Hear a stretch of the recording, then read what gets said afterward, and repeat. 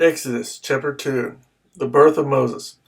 Now a man of the house of Levi married a Levite woman, and she became pregnant and gave birth to a son. When she saw that he was a fine child, she hid him for 3 months. But when she could hide him no longer, she got a papyrus basket for him and coated it with tar and pitch. Then she placed the child in it and put it among the reeds along the bank of the Nile. His sister stood at a distance to see what would happen to him. Then Pharaoh's daughter went down to the Nile to bathe, and her attendants were walking along the river bank. She saw the basket among the reeds and sent her slave girl to get it. She opened it and saw the baby. He was crying, and she felt sorry for him. "This is one of the Hebrew babies," she said. Then his sister asked Pharaoh's daughter, "Shall I go and get one of the Hebrew women to nurse the baby for you?" "Yes, go," she answered, and the girl went and got the baby's mother. Pharaoh's daughter said to her, "Take this baby and nurse him for me, and I will pay you." So the woman took the baby and nursed him. When the child grew older, she took him to Pharaoh's daughter, and he became her son. She named him Moses, saying, "I drew him out of the water." Moses flees to Midian. One day, after Moses had grown up, he went out to where his own people were and watched them at their hard labor.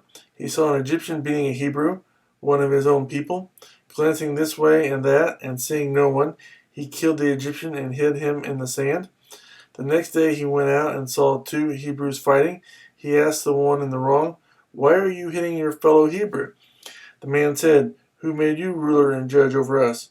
Are you thinking of killing me as you killed the Egyptian?"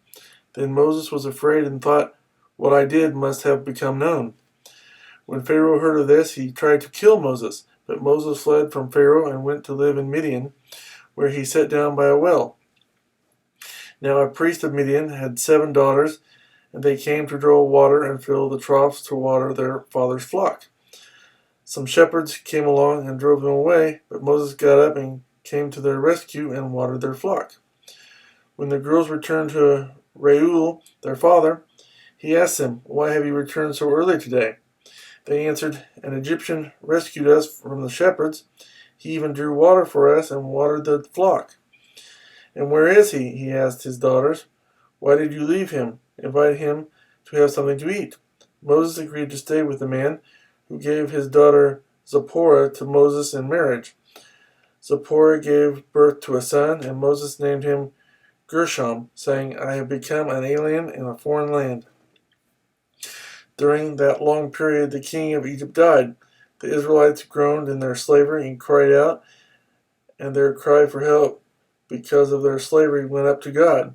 God heard their groaning, and he remembered his covenant with Abraham, with Isaac, and with Jacob.